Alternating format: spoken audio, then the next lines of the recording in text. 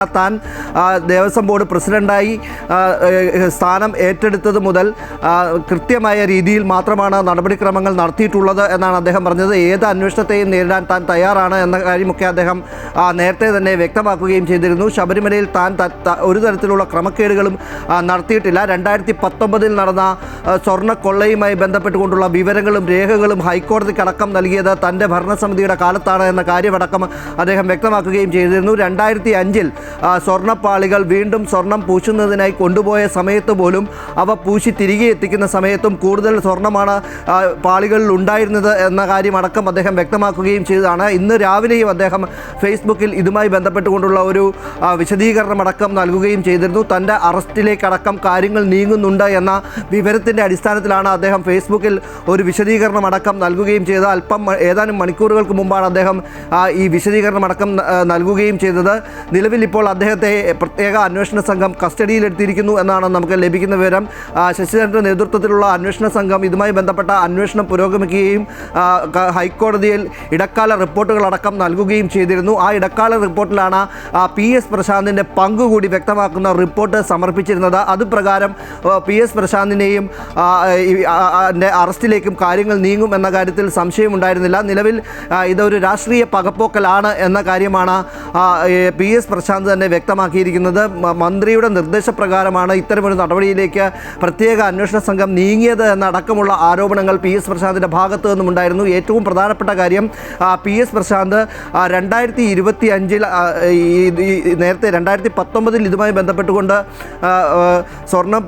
സ്വർണ്ണപ്പാളികളിൽ നിന്നും സ്വർണം കടത്തുന്നതുമായി ബന്ധപ്പെട്ടുകൊണ്ട് വന്നിട്ടുള്ള കാര്യങ്ങൾ മറച്ചു വെക്കുന്നതിന് വേണ്ട നടപടികൾ 2025 ഇദ്ദേഹം സ്ഥാനം ഏറ്റെടുത്തതിന് ശേഷം ചെയ്തു എന്നാണ് ഏറ്റവും പ്രധാനമായ ആരോപണം ഈ അന്വേഷണ റിപ്പോർട്ടിൽ ഉള്ളത് എന്നാണ് നമുക്ക് മനസ്സിലാക്കുന്നത്. ഇതുമായി ബന്ധപ്പെട്ടുകൊണ്ടാണ് പ്രശാന്തിനെ കസ്റ്റഡിയിലെടുത്തിരിക്കുന്നത്. നേരത്തെ തന്നെ പ്രശാന്തിനെ ഇതുമായി ബന്ധപ്പെട്ടുകൊണ്ട് അന്വേഷണ സംഘം ചോദ്യം ചെയ്ത് വിട്ടയച്ചിരുന്നതാണ്. ഒപ്പം ദേവസ്വം ബോർഡ് അന്നത്തെ ദേവസ്വം ബോർഡിൻ്റെ മന്ത്രി കൂടിയായിരുന്ന കടകംപള്ളി സുരേന്ദ്രനെ അടക്കം ചോദ്യം ചെയ്യുകയും ചെയ്തിരുന്നു. കടകംപള്ളി സുരേന്ദ്രൻ്റെ ഒരു പക്ഷേ നമുക്കറിയാം ഇപ്പോൾ പ്രശാന്തിൻ്റെ അറസ്റ്റിലേക്ക് പ്രശാന്തിനെ കസ്റ്റഡിയിലെടുക്കുന്നതിലേക്ക് കാര്യങ്ങൾ നീങ്ങിയ സാഹചര്യത്തിൽ കടകംപള്ളി സുരേന്ദ്രനെ അടക്കം അന്വേഷണം എത്താനുള്ള ഒരു സാഹചര്യം കൂടിയുണ്ട്. ഇതിനു മുമ്പ് ആഭ്യന്തരമന്ത്രിയെ കടകംപള്ളി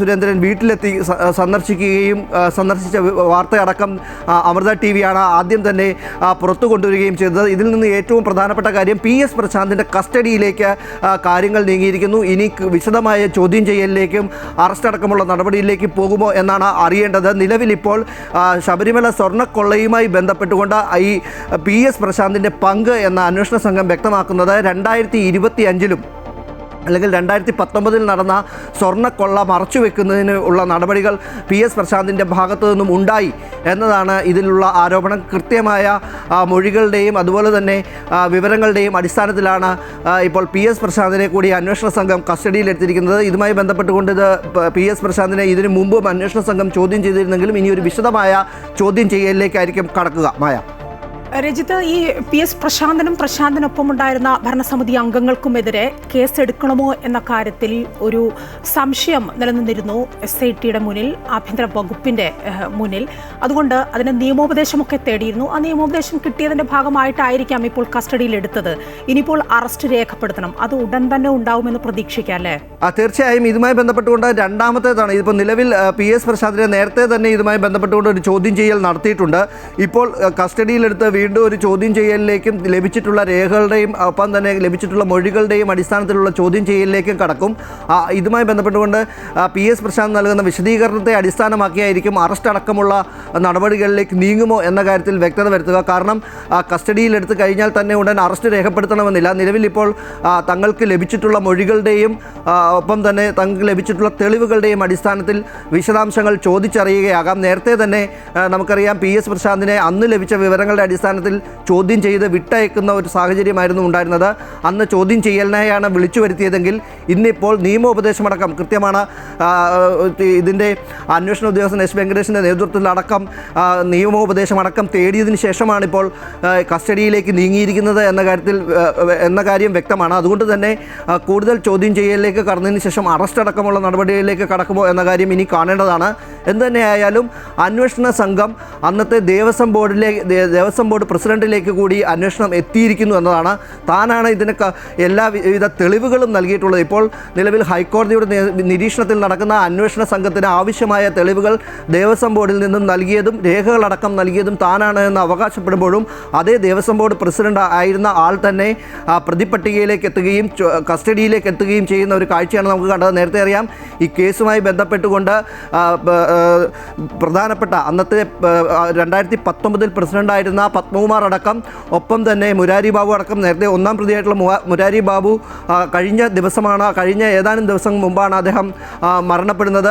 അതിനുശേഷമുള്ള അന്വേഷണം പുരോഗമിക്കുന്നതിനിടയിലാണ് ഇപ്പോൾ വീണ്ടും അന്നത്തെ പ്രസിഡന്റ് കൂടി, ആദ്യത്തെ പ്രസിഡന്റ് പത്മകുമാർ, അതിനുശേഷം ഉണ്ടായിട്ടുള്ള പ്രസിഡന്റ് PS പ്രശാന്ത് അടക്കമുള്ളവർ ഇതിൽ പ്രതിപട്ടികയിലേക്ക് എത്തുകയും കസ്റ്റഡിയിലേക്കും അറസ്റ്റിലേക്കും അടക്കം നീങ്ങുകയും ചെയ്യുന്നത്. തന്ത്രി അടക്കം ഈ കേസിൽ പ്രതിപട്ടികയിൽ എത്തുകയും അറസ്റ്റ് അടക്കമുള്ള നടപടികളിലേക്ക് പോവുകയും ചെയ്തിരുന്നു. എന്തുതന്നെയായാലും കേസിൽ അന്വേഷണ സംഘം വിശദമായി തന്നെ അന്വേഷണത്തിലേക്ക് പോകുന്നു. ഒപ്പം തന്നെ ഇടക്കാല റിപ്പോർട്ടുകൾ കോടതിയിൽ സമർപ്പിച്ചുകൊണ്ട് തങ്ങൾക്ക് ലഭിച്ചിട്ടുള്ള വിവരങ്ങളൊക്കെയും കോടതിയുടെ ശ്രദ്ധയിൽപ്പെടുത്തിക്കൊണ്ടാണ് ഇവർ മുന്നോട്ട് പോകുന്നത്. കോടതി കൂടി നിർദ്ദേശപ്രകാരമാണ് ഒരു പക്ഷേ പ്രസിഡന്റിൻ്റെ കൂടി കസ്റ്റഡി ഇപ്പോൾ ഉണ്ടായിട്ടുള്ളത് എന്ന് നമുക്ക് മനസ്സിലാക്കാൻ കഴിയും.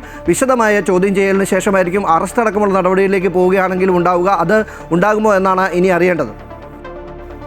രജിത്ത്, ഇനിയിപ്പോൾ ക്രൈംബ്രാഞ്ച് ഓഫീസിൽ എത്തിച്ച് ചോദ്യം ചെയ്യൽ അത് പ്രതീക്ഷിക്കാം അല്ലേ, ഇന്ന് തന്നെ? തീർച്ചയായും കസ്റ്റഡിയിൽ എടുത്തു കഴിഞ്ഞാൽ നേരെ ക്രൈംബ്രാഞ്ച് ഓഫീസിൽ എത്തിച്ചുള്ള വിശദമായ ചോദ്യം ചെയ്യലിലേക്കായിരിക്കും അന്വേഷണ സംഘം കടക്കുക. PS പ്രശാന്ത് അല്പം മുമ്പ് വിശദമാക്കിയതാണ് ഫേസ്ബുക്കിലടക്കം. അത് ഏതാനും മണിക്കൂറുകൾക്ക് മുമ്പേ അദ്ദേഹം അറസ്റ്റിൻ്റെ സൂചനകളടക്കം, അല്ലെങ്കിൽ തന്നിലേക്കും അറസ്റ്റ് എത്തുന്നു, ഈ കേസുമായി ബന്ധപ്പെട്ടുകൊണ്ട് തൻ്റെ അറസ്റ്റ് അടക്കമുള്ള നടപടിയിലേക്ക് അന്വേഷണ സംഘം നീങ്ങിയേക്കുമെന്ന സൂചനകൾ നൽകിക്കൊണ്ട് അദ്ദേഹം ഫേസ്ബുക്കിൽ വിശദീകരണം അടക്കം നൽകുകയും ചെയ്തിരുന്നു. അതിൽ കൃത്യമായി നമുക്കറിയാം, നേരത്തെ അദ്ദേഹം തന്നെ വാർത്താ സമ്മേളനം വിളിച്ച് കാര്യങ്ങൾ വ്യക്തമാക്കിയതാണ്. അന്വേഷണ സംഘത്തിൻ്റെ അന്വേഷണം മുന്നോട്ട് കൊണ്ടുപോകുന്നതിനാവശ്യമായ തെളിവുകളടക്കം നൽകിയ കാര്യങ്ങളും, ഒപ്പം തന്നെ സ്വർണ്ണപ്പാളികൾ ശബരിമലയിൽ നിന്നും രണ്ടാമത് കൊടുത്തുവിടുന്ന സമയത്ത് ഉണ്ണികൃഷ്ണൻ പോറ്റിയെ അതിൽ ഉൾപ്പെടുത്താത്ത കാര്യമടക്കം, അത് അന്നത്തെ ദേവസ്വം ബോർഡ് പ്രസിഡന്റായിരുന്ന PS പ്രശാന്തിൻ്റെയും അന്നത്തെ ദേവസ്വം ബോർഡിൻ്റെയും നിർബന്ധപ്രകാരമാണ് അന്ന് ഉണ്ണികൃഷ്ണൻ പോറ്റിയുടെ കൈവശപ്രകാരം അത് കൈവശം സ്വർണ്ണം പാളികൾ കൊടുത്തുവിടാതിരിക്കുകയും ദേവസ്വം ബോർഡ് ഉദ്യോഗസ്ഥർ തന്നെ കൊണ്ടുപോയി സ്വർണവുമായി തിരികെ എത്തുന്ന സാഹചര്യമടക്കമുണ്ടായിരുന്നത്.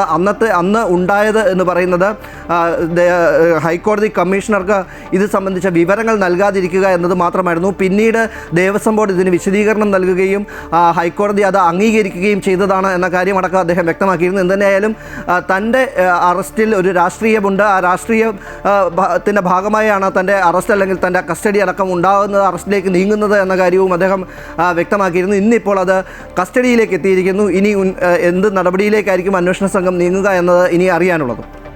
പ്രശാന്തിന്റെ വീട്ടിൽ നിന്നല്ലേ രാവിലെ കസ്റ്റഡിയിലെടുത്തത്? തീർച്ചയായും അന്വേഷണ സംഘം നേരത്തെ മുതൽ തന്നെ പ്രശാന്തിന്റെ നീക്കങ്ങളൊക്കെ ശ്രദ്ധിച്ചിരുന്നു. നമുക്കറിയാം, അദ്ദേഹം വാർത്താ സമ്മേളനം അടക്കം നടത്തി കുറേ കാര്യങ്ങളടക്കം വ്യക്തമാക്കുകയും ചെയ്തതാണ്. അദ്ദേഹത്തിനെ ഇപ്പോൾ കസ്റ്റഡിയിലെടുത്ത് എന്തായാലും നേരത്തെ സൂചിപ്പിച്ചതുപോലെ തന്നെ പ്രത്യേക അന്വേഷണ സംഘം ക്രൈംബ്രാഞ്ച് ഓഫീസിലേക്ക് എത്തിച്ചായിരിക്കും ചോദ്യം ചെയ്യൽ തുടരുക എന്നാണ് നമുക്ക് മനസ്സിലാക്കാൻ കഴിയുന്നത്. കൂടുതൽ വിവരങ്ങൾ അടുത്ത മണിക്കൂറുകളിൽ നമുക്ക് നൽകാൻ കഴിയും. എന്ത് തന്നെയായാലും ഇപ്പോൾ കസ്റ്റഡിയിലെടുത്തിരിക്കുന്നു. കൂടുതൽ ചോദ്യം ചെയ്യൽ അടക്കമുള്ള നടപടിയിലേക്ക് അന്വേഷണ സംഘം നീങ്ങുകയുമാണ്. രജിത്ത്, ഈ പ്രശാന്തിന്റെ FB പോസ്റ്റ് അത് എങ്ങനെയായിരുന്നു? അത് പ്രധാനമായും നമുക്കറിയാം, കഴിഞ്ഞ ദിവസം ഏതാനും ആഴ്ചകൾക്ക് മുമ്പ് തന്നെ PS പ്രശാന്ത് ഇതുമായി ബന്ധപ്പെട്ടുകൊണ്ടുള്ള വിശദീകരണം വാർത്താ സമ്മേളനമായി വിളിച്ചിരുന്നു. അതിൽ തന്നെ അദ്ദേഹം വ്യക്തമാക്കിയത് 2019 സ്വർണ്ണക്കള്ളക്കടത്തുമായി ബന്ധപ്പെട്ട്, ശബരിമലയിൽ നടന്ന സ്വർണ്ണക്കള്ളക്കടത്തുമായി ബന്ധപ്പെട്ടുകൊണ്ട് ഉണ്ണികൃഷ്ണൻ പോറ്റി അടക്കം ഉൾപ്പെട്ടിട്ടുള്ള സ്വർണ്ണക്കള്ളക്കടത്തുമായി ബന്ധപ്പെട്ടുകൊണ്ടുള്ള വിവരങ്ങളടക്കം ഹൈക്കോടതി ആവശ്യപ്പെട്ടത് പ്രകാരം നൽകിയത് തൻ്റെ ഭരണസമിതിയാണ്. അതുകൊണ്ട് തന്നെ ഇതുമായി ബന്ധപ്പെട്ടുകൊണ്ട് തനിക്ക് യാതൊരു പങ്കുമില്ല എന്ന കാര്യം വ്യക്തമാക്കുന്ന രീതിയിലാണ് അദ്ദേഹത്തിൻ്റെ ഫേസ്ബുക്ക് പോസ്റ്റ് ഉള്ളത്. അന്ന് താൻ നൽകിയ വിവരങ്ങളുടെ അടിസ്ഥാനത്തിലാണ് ഉണ്ണികൃഷ്ണൻ പോറ്റി ഉൾപ്പെടെയുള്ള സംഘം നടത്തിയിട്ടുള്ള സ്വർണ്ണ കൊള്ളയുമായി ബന്ധപ്പെട്ട വിവരങ്ങൾ പുറത്തു വരുന്നത് എന്ന കാര്യവും അദ്ദേഹം വ്യക്തമാക്കുന്നു. തുടർന്ന് 2025 ആകെ തൻ്റെ ഭാഗത്തുണ്ടായ തെറ്റ് എന്ന് പറയുന്നത് ഹൈക്കോടതിയുടെ കമ്മീഷണർ, ശബരിമലയിലെ സ്പെഷ്യൽ കമ്മീഷണറെ വിവരം അറിയിക്കാതെ അല്ലെങ്കിൽ അതുമായി ബന്ധപ്പെട്ടുകൊണ്ട് വിവരം നൽകാതെ രണ്ടാമത് സ്വർണം പൂശുന്നതിനായി കൊടുത്തുവിട്ടു എന്നതാണ് തൻ്റെ ഭാഗത്തുണ്ടായ തെറ്റ് എന്ന കാര്യം അദ്ദേഹം വ്യക്തമാക്കുന്നു. അത് ഉദ്യോഗസ്ഥരുടെ ഭാഗത്തു നിന്നും ഉണ്ടായിട്ടുള്ള വീഴ്ചയാണ് എന്ന കാര്യവും അദ്ദേഹം വ്യക്തമാക്കിയിരുന്നു. എന്നാൽ അതിന് പിന്നീട് ഉദ്യോഗസ്ഥർ ഹൈക്കോടതിയിൽ വിശദീകരണം നൽകുകയും ആ വിശദീകരണം ഹൈക്കോടതി അംഗീകരിക്കുകയും ചെയ്തതാണ് എന്ന കാര്യം അദ്ദേഹം ഇന്നത്തെ ഫേസ്ബുക്ക് പോസ്റ്റിലടക്കം വ്യക്തമാക്കിയിട്ടുണ്ട്. അത് നേരത്തെ വാർത്താ സമ്മേളനത്തിലടക്കം അദ്ദേഹം വ്യക്തമാക്കിയതാണ്. എന്നിട്ടും തൻ്റെ പേരിൽ കൂടി തന്നെ രാഷ്ട്രീയമായുള്ളൊരു പകപോക്കലിൻ്റെ ഭാഗമായി തന്നെ കൂടി ഈ പ്രതിപട്ടികയിലേക്ക് ഉൾപ്പെടുത്തിയിരിക്കുകയാണ് എന്ന കാര്യമാണ് അദ്ദേഹം വ്യക്തമാക്കുന്നത്. ഇനി തൻ്റെ അറസ്റ്റ് അടക്കം ഉടനെ ഉണ്ടാകുമെന്ന കാര്യത്തിലും അദ്ദേഹം സൂചന ഈ ഫേസ്ബുക്കിൽ നൽകിയ വിശദീകരണത്തിൽ നൽകിയിട്ടുണ്ട്. എന്തുതന്നെയായാലും കൃത്യമായ ഒരു പോരാട്ടം തൻ്റെ ഭാഗത്തു നിന്നുണ്ടാകുമെന്ന് അദ്ദേഹം പറയുന്നു. എന്ത് നടപടികൾ നേരിടുന്നതിനും താൻ തയ്യാറാണ് എന്ന കാര്യം അദ്ദേഹം വ്യക്തമാക്കുന്നു. യാതൊരു തരത്തിലുള്ള തട്ടിപ്പും തൻ്റെ ഭാഗത്തു നിന്നും ഉണ്ടായിട്ടില്ല, അത് വിശദമായി തന്നെ അന്വേഷിക്കട്ടെ എന്നാണ് അദ്ദേഹം ഈ ഫേസ്ബുക്കിലും വ്യക്തമാക്കിയിരിക്കുന്നത്.